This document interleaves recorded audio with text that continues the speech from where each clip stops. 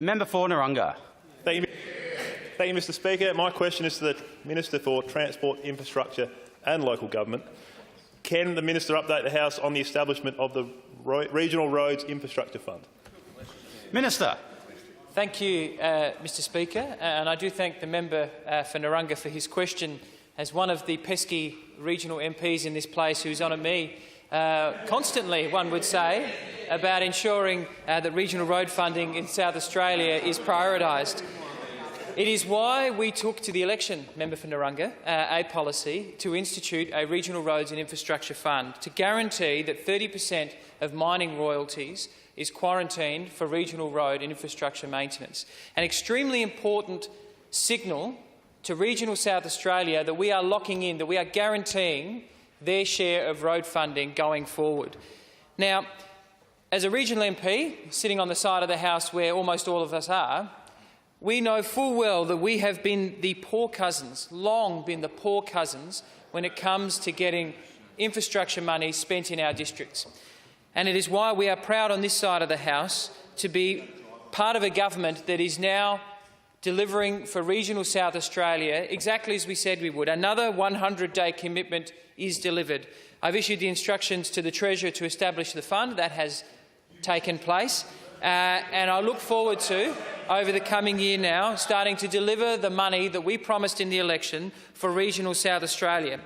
But South Australians need not have waited for us to set up this fund, because we've also had the chance to show our cards and put our cards on the table by some other commitments we've made and also work that we've done with the federal government to deliver. And I'm talking about the Penola Bypass, which I look forward to delivering as soon as possible. This long-standing project that the former government sat on their hands on for years, because they were too pig-headed to get on and deliver what is an extremely important project. But more than that, we also cleaned up their mess in relation to the Joy Belush Bridge in Port Augusta. Now, speaking about another one of these pesky regional MPs, the member for Stewart has been on at me constantly. I wonder whether or not he may have even been talking at me just upon being sworn in on the Garden Lawns, saying that this is an important project that needs to be delivered. Again, this was part of one of the projects that we were seeking to achieve federal funding for as soon as possible. And another one of these, and I can't call him pesky because the Premier's, we all serve at his pleasure, but upon being appointed to this role, he said, Stefan, you've got to go to Canberra, you've got to repair the relationship with the federal government, and I want you to deliver on these early commitments. So that's what we went and did. And we managed to secure $160 million worth of money for South Australia, and work has already begun to improve the design on the Joy Belush Bridge. And I look forward to getting the member for Stewart off my back and delivering this project as soon as possible. What I want to impress upon South Australians, especially those who are listening to us over the live feed, is that regional road funding will always be higher under a Liberal government.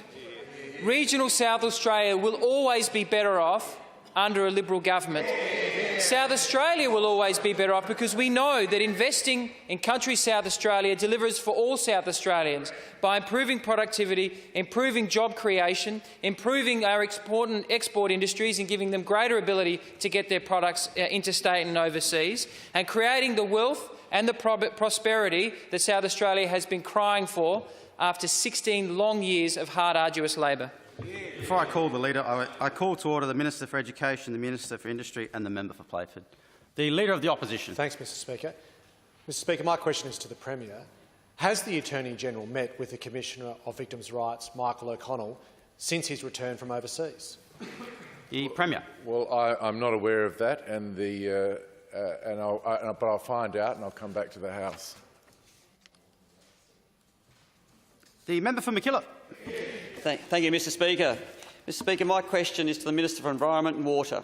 Can the Minister detail to the House how the state government has been engaging with regional communities regarding the government's commitment to natural resource management reform?